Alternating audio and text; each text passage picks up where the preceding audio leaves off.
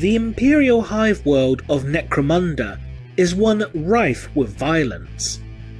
Throughout the confines of Hive City, thousands of gangs, each with their own allegiances to one of the 6 houses, Cawdor, Orlok, Delac, Escher, Goliath and Van Saar, fight a seemingly never-ending war against one another for resources, territory, or simply to settle old grudges and vendettas. Even below the relative civility of Hive City, within the depths of the Underhive itself, where old rivalries between the gangs loyal to each of the houses can erupt, gangers and settlers alike still have to contend with the vicious scabby mutant clans, war bands of renegade ratskin tribes, as well as the vicious and monstrous beasts that have evolved to become consummate predators within the darkest and most toxic recesses of the Hive, such as the gigantic spiders or giant millipede-like monsters called Miliosaurs. But despite the dangers of gangers, mutants and monsters,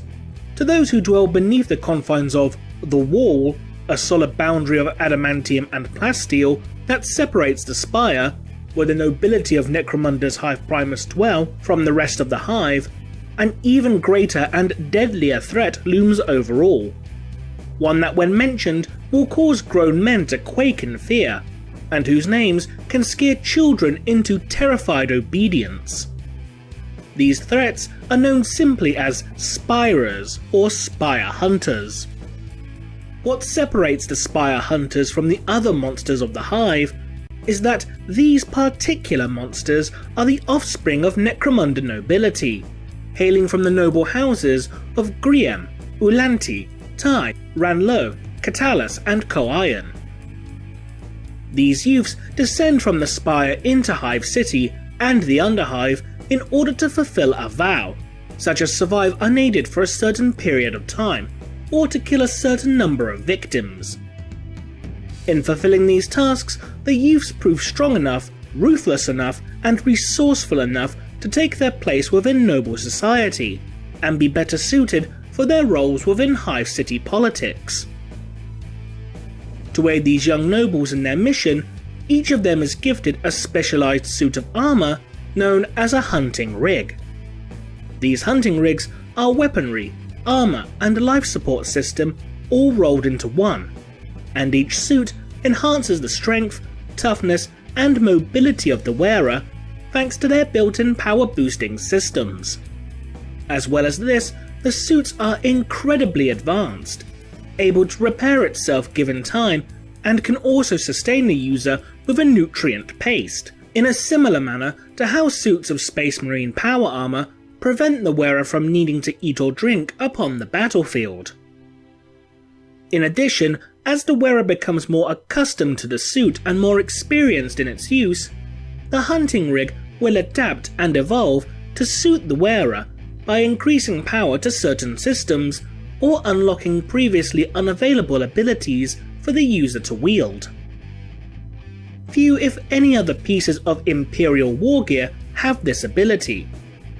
These hunting rigs are said to be constructed off-world, and as such it's entirely possible that these hunting rigs are exported to other locations in addition to the world of Necromunda.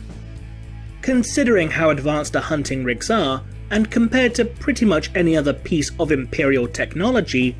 it would seem unlikely that these were actually constructed by human hands from scratch. Now, while it is possible that the standard template constructs, or STCs for these hunting rigs, have indeed survived from the time known as the Dark Age of Technology, where humanity was at its technological and scientific peak, there is also a surprising amount of evidence to suggest that the hunting rigs are fully, or at least partially reverse engineered from Xenos technology, or more specifically, Tau technology. The Tau utilize advanced weaponry and armor, such as the signature pulse and rail weaponry that is utilized by the warriors of the Tau Fire caste. Not only that, but the Tau are also known to construct weaponry and armor for other races, such as the Kroot and the Vespid, who are member species of the Tau Empire. In addition to this, the Tau are famous for using incredibly advanced suits of armor upon the battlefield, known as battle suits. These battle suits range in size from the smaller XVO2 pilot battle suit, which allows the wearer to interface directly with their vehicles and thus negate the need for a crew, and the X-15 stealth suit, which is only slightly bulkier than standard Fire Warrior armor and incorporates multi-spectrum sensors, recoil absorption, a jetpack, and a stealth field generator, as well as augmenting the wearer's strength in a similar manner to Imperial power armor. At the other end of the spectrum is the gargantuan KX-139 Tau-Lunar Supremacy armor, which is more akin to an Imperial Knight Titan in its sheer size and firepower than a traditional suit of armor, piloted by a crew rather than simply being worn. Now, while it may seem initially that there is little to no link between Necromundan hunting rigs and Tau battle suits, save for the fact that both are incredibly advanced, the main link between the battle suits and the hunting rigs becomes more apparent when you take a look at each suit's designated name and cross-reference it with the Tau language. The Aurus is the largest and bulkiest of the Spire hunting rigs, made purely for brute strength and sheer power. It features distinctively clawed crushing fists that not only allow the Aurus to beat anything it should encounter into a bloody pulp, but these also contain integrated bolt launchers with the ammunition able to vary in range and destructive capability. In addition to the sheer power, the Aurus also contains an integrated force field generator to protect the wearer as it charges towards its next victim. The name of this suit would appear to come from the Tau word Aures, which when translated into Imperial Gothic means powerful. Considering the fact that this particular rig is the most powerful in terms of pure strength, it seems to confirm its Tau origins, though considering it's unknown as to when exactly the hunting rigs were first constructed, one cannot dismiss the possibility that they were initially named after the Primarch Horus Lupercal, who was a large and powerful Primarch who bore a crushing claw upon his right hand as his signature weapon, and that over time, potentially over thousands of years, the name of a potential Horus suit had simply been regarded as the Aurus by the population of Necromunda. The Jakara is the lightest and most agile of the Spire hunting rigs, specialising in speed and mobility instead of utilising heavy armour. It utilises a crystalline sword that features a monomolecular edge, allowing it to cut through almost anything with ease. It also features an adamantium shield covered in what look like faceted jewels. This shield, known as a mirror shield, can absorb and redirect shots directed at it from las, melter or plasma weaponry, discharging the absorbed energy back towards the attacker. The name of this rig seemingly comes, appropriately enough, from the Tau word for mirror, Jakara, seemingly in reference to the rig's mirror shield. The Malkadon is typically used by the cruelest and most cunning Spire hunters. Their wrists include integrated spinnerets, which are used by the Malkadon to ensnare their prey within strands of iron-hard silk before tearing their prey apart with their long claws. In addition, the silk can also be used to aid the Malkadon in climbing up sheer surfaces and across the broken mass of pipes and rotting gantries within the Underhive itself. This rig's name would seemingly come from the Tau word Malkaor, which means spider, which seems an appropriate enough description of the Malkadon, given its web-spinning and climbing abilities very much like a spider. But again, given its name, one cannot dismiss the possibility that the suit was originally named after Malkador, the Regent of Terra during the time of the Great Crusade, who one could say was very much like a spider, sitting within his own web of intrigue and mystery.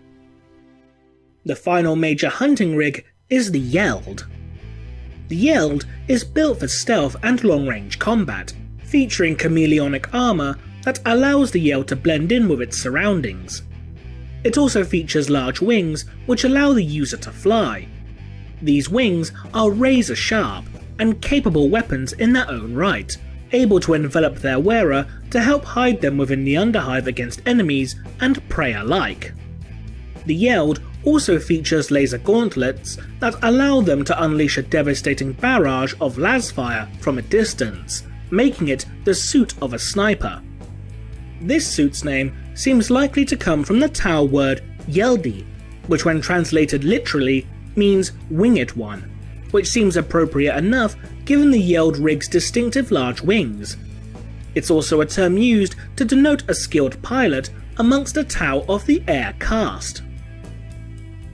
Now, while all of these suits could have been manufactured from STCs during the dark age of technology, it would however appear that the evidence put forward that links the Spire hunting rigs and the Tau is more than just a coincidence.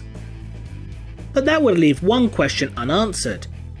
How exactly did the manufacturers of these suits come across Tau technology in order to utilise or even reverse engineer it? The rigs themselves are purchased by the ruling houses of Necromunda's upper hives, who are all wealthy members of imperial aristocracy, so could easily use their wealth to purchase these suits. It seems most likely that to acquire such suits they would need to be purchased from rogue traders, eccentric individuals who, by decree of the Emperor himself over 10,000 years ago, are the only members of the human race allowed to interact and operate outside the bounds of imperial law, with the exception of the Inquisition, even going as far as to being allowed to trade openly with Xenos species, and to acquire their technology or even Xenos individuals as members of their retinues or crews. It would seem plausible that the aristocracy of Necromunda would be likely to acquire such technology from these individuals. Another potential possibility is that the rogue trader who is supplying these hunting rigs may have a Tau of the Earth caste employed within his retinue, engineering these suits from a combination of human, Tau, and potentially the technology of other races, which is certainly not impossible, as the Jakara hunting rig does have gems studded all across it in a manner similar to a lot of Eldari weaponry and armour. Perhaps such a partnership is set up simply as a way for the Earth caste scientists to study the technology of the other races of the galaxy in order for the greater good, the ideological mindset of the Tau Empire, to adapt, overcome, and conquer. Despite this possibility, however, if Xenos technology is indeed being utilised wholesale without the approval of the tech priests of the Adeptus Mechanicus, then the nobles of Necromunda could potentially be charged with techno-heresy, and suffer the wrath of the servants of the Omnissiah, and possibly even the warriors of the Imperial Fists chapter of the Adeptus Astartes, who frequently utilise the planet as a recruitment world. What do you think? Leave a comment below, and thanks for watching.